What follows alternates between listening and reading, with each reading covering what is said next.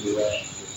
Oke Bapak, Assalamualaikum warahmatullahi wabarakatuh. Waalaikumsalam warahmatullahi wabarakatuh. Oke baik Bapak, perkenalkan nama saya Ditra Setio, saya mahasiswa dari Prodi Administrasi Perkantoran Fakultas Vokasi Wates dengan NIM 240942004. Oke Bapak, untuk ini saya mendapatkan tugas dari Misdisme untuk membuat sebuah wawancara dengan owner suatu usaha Bapak. Apakah Bapak bersedia untuk saya wawancara? Oke, enggak apa-apa. Nanti supaya nanti kita tahu bagaimana cara kita usaha juga. Oke teman-teman, disclaimer dulu, ini adalah Pak Isan, dia adalah owner dari toko Laris Jaya yang berada di Banguntapan, Bantul. Lebih tepatnya itu ada di depan SMP 1 Banguntapan, teman-teman. Iya, betul sekali. Oke, mungkin bisa langsung ke pertanyaan pertama ya Bapak. Oke. Gimana sih awal mula Bapak membangun toko ini Bapak, dan apa sih latar belakang atau alasan Bapak membangunnya? Iya.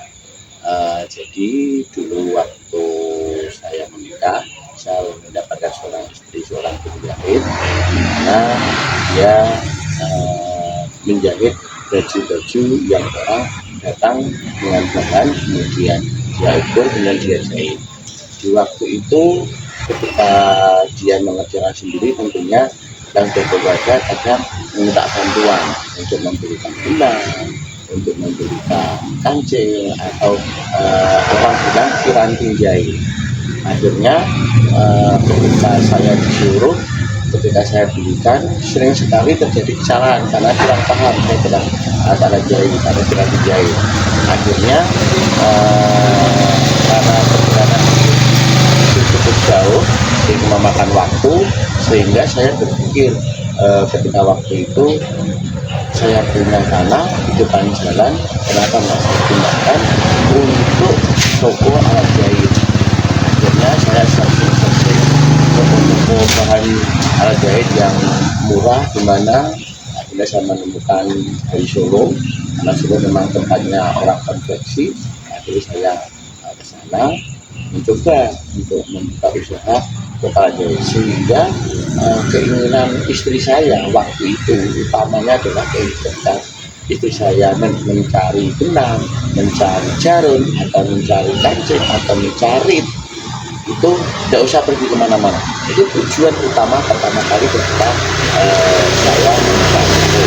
Kemudian berjalannya waktu, kok setelah saya membuka ini, kemudian saya buka toko, kok banyak yang datang. Akhirnya saya berpikir, kenapa nggak saya kembangkan? Karena selain di rumah, istri saya di rumah bisa menjahit, dan juga ada usaha baru tentunya yang bisa menopang kehidupan perekonomian kami. Nah, setelah itu berjalannya waktu, karena kita waktu itu hanya modalnya sedikit, waktu itu hanya modal sekitar cuma 30 juta. Ternyata uang 30 juta itu hanya amat sangat sedikit yang didapatkan. Akhirnya kita berusaha, akhirnya gimana, istri saya menjahit, kemudian keuangan istri saya untuk menopang kehidupan, kemudian ketika saya bekerja, uang saya bisa gunakan untuk menambah modal dan menambah modal dan menambah modal, sehingga sudah alhamdulillah sudah mulai komplit piranti alat-alat jahit. Nah, seperti itu. Oke, jadi bisa dibilang kalau latar belakang dari bisnis Bapak itu dari istri, ya, dari istri yang ide bisnis dan ide bisnis dari bapaknya. Iya. Mungkin Bapak bisa kenalin dulu nih produk-produk apa aja yang ada di toko Bapak ini. Oke, sebetulnya kalau produk alat jahit itu amat sangat banyak, tapi umumnya yang dipakai orang yang dibutuhkan satu kancing. Tapi kancing itu pun juga banyak model, sehingga kancing baju cowok sama kancing baju cewek beda. Jadi hanya satu kancing aja itu sudah modelnya amat sangat banyak. Itu modelnya, belum warnanya, belum ukurannya. Nah, ternyata setelah saya dalami, oh ternyata membutuhkan banyak. Itu yang kancing. Kemudian rit itu juga sama. Rit itu fungsinya macam-macam. Ada rit celana, rit rok, kemudian rit baju, yang tentunya kalau rit baju beda dengan rit celana. Ukuran, bentuk itu sehingga rit itu tipenya banyak. Satu tipe itu harus komplit warnanya, warna benang itu bisa dijumlah hampir 850 warna. Nah, kalau ring itu maksimal warna yang diproduksi di pabrik itu 100 warna, itu baru satu ukuran. Padahal kalau ring Jepang itu ada 4 ukuran, otomatis saya harus menyediakan 500 kali 4, dan tidak mungkin ketika saya nyetok hanya satu ring kan itu. Satu ring itu satu warna, satu ukuran, satu jenis itu minimal 1 dusin. Jadi ya bisa dibayangkan ketika saya bekerja, saya sambil kerja, ketika dapat upah, saya melakukan kinerja sehingga bertambah sedikit demi sedikit sampai sekarang. Dan sekarang alhamdulillah sudah, kalau orang mencari apa-apa sudah tersedia. Apalagi istri saya ketika dia punya jahitan banyak, dan nggak mikir tuh mau beli benang, mau beli kancing, jarinya putus, kemudian apa-apa yang dibutuhkan di jahit sudah tersedia seperti itu.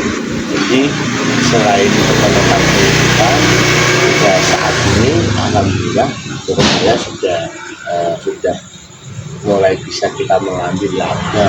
Kita dulu kan ketika dapat untung kita masukkan ke modal lagi bilangnya, sekarang sudah bisa menambah income untuk keluarga seperti itu. Oke Bapak, kalau saya lihat di sini kan produknya itu nggak cuma alat jahit ya Pak, ada kayak makanan juga, terus itu ada mesin jahit itu banyak, itu gimana Pak? Oh iya, jadi di toko saya itu, kemarin duit saya itu ketika saya buka alat jahit, saya bertanya, ternyata banyak penjahit yang nggak punya obras, banyak penjahit yang nggak punya alat gosong atau alat membuat lubang kancing, sehingga saya punya inisiatif. Saya memberikan mesin obras yang besar, kemudian alat untuk membuat lubang kancing atau banyak orang bilang titik-titik, kemudian yang kedua yang gosong, sehingga orang kesini ketika mau mengobraskan atau membuat kancing lubang kancing, kemudian sama gosong untuk yang bawah dari bawah itu kita bisa. Jadi ada tambahan income lagi ketika saya menjahit alat-alat mesin jahit untuk 3 unsur itu seperti itu. Jadi tambah lagi. Kemudian karena di tempat saya itu tadi bukan anak SMP yang sudah berstandar internasional, bukan internasional tapi nasional, sehingga muridnya banyak. Kenapa saya nggak berpikir juga ada tambahan income dan juga di depan ada toko ini untuk jajanan anak-anak sekolah, makanan-makanan ringan untuk anak-anak sekolah sama minum-minuman seperti es atau apa namanya coklato, seperti itu, kopi-kopian juga ada, sehingga ketika mereka pulang sekolah, karena ini kan standar nasional jadi tidak boleh keluar ketika masa atau jam-jam pembelajaran, tapi setelah pulang alhamdulillah lumayan banyak juga orang yang membeli pop es, apalagi di musim panas itu bisa laris sekali. Jadi sambil memanfaatkan lokasi sekitar ya Pak? Iya betul. Ya saya lihat itu pasti menjahitkan nggak cuma satu ya Pak, itu berarti punya karyawan juga ya? Iya. Jadi ketika saya punya lokasi di depan SMP, tentunya saya kan punya papan nama tuh, sehingga orang yang ketika mendaftarkan pada siswa baru tahu tuh di depan saya ada pintu, sehingga banyak yang menjahitkan di sini. Nah, ketika menjahitkan di sini, tentunya saya harus bisa menyelesaikan jahitan tepat waktu, karena anak sekolah itu kan masuknya kan tepat waktu, sehingga minimal harus di hari masuk pertama sudah jadi, sehingga kita harus kejar-kejaran dengan waktu, akhirnya kita juga mencari tukang jahit misalnya atau karyawan. Sehingga saat ini kita mempunyai 3 karyawan untuk mempercepat jahitan pesanan seperti itu. Jadi di sini jaringan itu kompleks ya Pak. Ya, Ada bisnis bidang jasa sama bidang produk. ya betul. Bapak bisa ceritain apa sih suka duka dalam membuat bisnis ini? Oh iya, untuk sukanya ya tentunya kayak kita itu dah. Dimanapun itu yang cari adalah kita masuk ke perekonomian keluarga. Nah untuk kendalanya memang ya seperti yang diceritakan tadi di awal, bahwa alat jahit itu tidak sesimpel apa yang kita. Jadi baju satu itu membutuhkan bisa 10 macam benang, dari benang obras, benang jahit, benang kemudian apa namanya kancing, kemudian ada anjarin, dan unsur-unsur itulah dalam satu baju itu banyak unsurnya, sehingga saya harus tetap sampai saat ini pun juga bekerja keras untuk menambah koleksi seperti itu, atau perlengkapan peralatan jahit yang dibutuhkan oleh para penjahit. Dan kemudian keluhannya ada beberapa model ya, karena yang namanya alat jahit memang tidak bisa busuk, tapi ada beberapa piranti atau alat jahit sebenarnya ketika seperti model itu nggak laku, sehingga kita, kalau saya berpikir dunia fashion itu kan selalu berkembang, maka ketika ada barang-barang yang sekiranya itu tidak laku, saya bersihkan, saya melakukan plastik, kemudian saya simpan berapa waktu, 1 tahun atau 2 tahun, kita bongkar lagi, dan itu biasanya laku.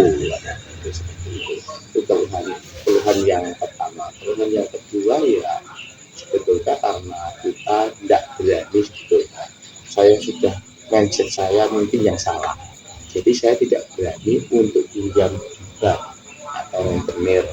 Jadi saya sama sekali dalam usaha ini tidak pinjam modal, sehingga ya perkembangannya itu agak lama untuk berkembang pesat, karena yaitu saya nggak berani untuk pinjam, koleksinya pelan-pelan bertambah, pelan-pelan bertambah.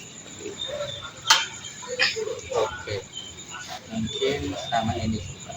Ini kan bisnisnya ada karyawan juga nih Pak. Nah mungkin kedepannya Bapak ada kayak rencana buat nambah karyawan gitu enggak, terus untuk kualifikasinya kira-kira karyawannya yang dari segi apa? Iya, untuk karyawan itu pasti saya ketemu itu pasti, karena sampai saat ini kebutuhan orang datang ke sini menjadikan hidupnya.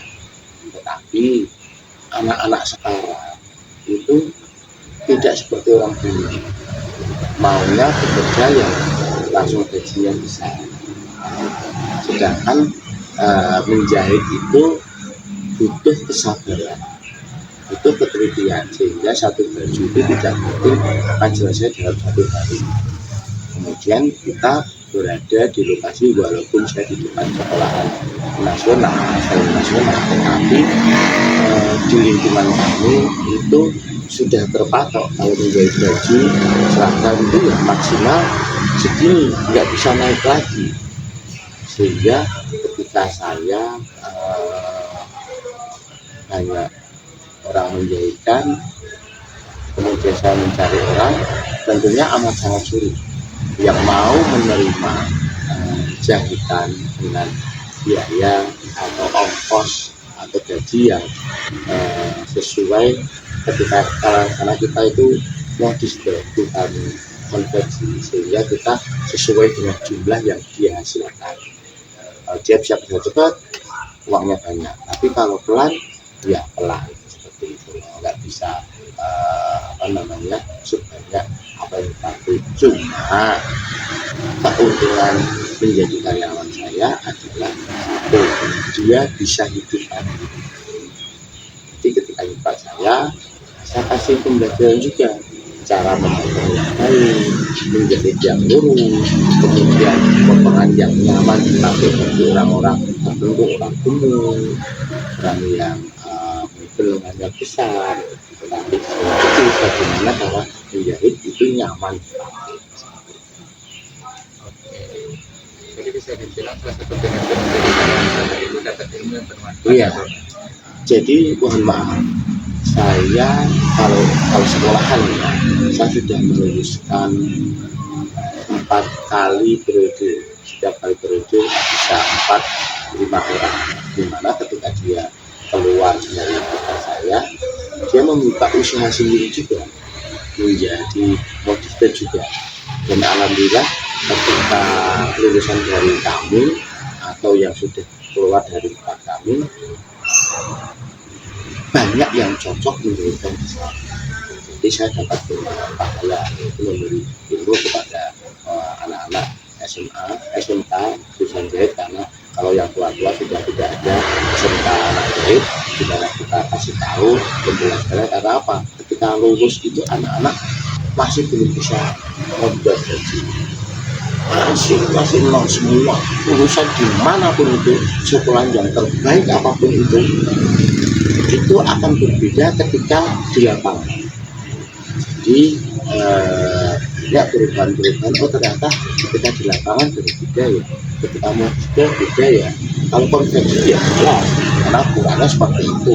Dan kebanyakan kalau saya orang menjaga konveksi, pasti dia akan reparasi ke tukang penjahit, kebesaran ininya lah, kebesaran badannya lah, atau kepanjangan lengannya lah. Maka konveksi itu tidak ada yang presisi persis, itu tidak ada. Maka kebanyakan ketika konveksi itu ya orang berkonveksi ketika sudah dijadikan gajinya pasti akan direparasi. Tapi pada saya tadi sudah sesuai yang dipakai, karena kita ukur satu persatu, itu kan S, M, XL itu. Bisnis bapak sama bisnis konveksi itu diukurannya ya Pak. Iya. Kalau bisnis bapak itu ukurannya lebih fleksibel, sekarang itu bersatu-satu. Iya betul. Mungkin pertanyaan yang terakhir, harapan bapak ke depannya bisnis bapak ini seperti apa? Kalau bisnis saya yang pertama kepala jahit ya, kalau jahit itu kan itu kesabaran, dan saat ini saya belum bisa melihat anak saya sabar atau enggak dalam bidang itu kan gitu. Jadi memang kalau penjahit itu memang itu kesabaran. Tapi kalau untuk kepala jahit ya tentunya juga. Kemudian inovasi di mana ketika kita punya kepala jahit, bagaimana cara pemasaran. Karena anak saya sebentar lagi sudah mau kuliah, semoga dia bisa memasarkan toko saya dengan media sosial seperti itu, sehingga nanti kedepannya banyak orang yang akan di sini. Karena setelah saya membuka kepala jahit ini, ketika kita hanya dari mulut ke mulut, tidak pakai sosmed, sehingga perkembangannya cukup lumayan agak lama, tapi pasti Jadi bisa dibilang untuk harapan ke depannya itu bisa dibilang mayoritas dari segi promosinya Pak. Iya. Dari promosinya lebih cepat bisa lebih menjangkau banyak orang gitu. betul sekali. Oke, Pak. Kemudian untuk pertanyaan terakhir dari saya. Oke, terima kasih Pak atas ketersediaan kedua hari ini. Mohon maaf jika ada kesalahan dalam saya berkata-kata. Dan saya akhiri, wassalamualaikum warahmatullahi wabarakatuh.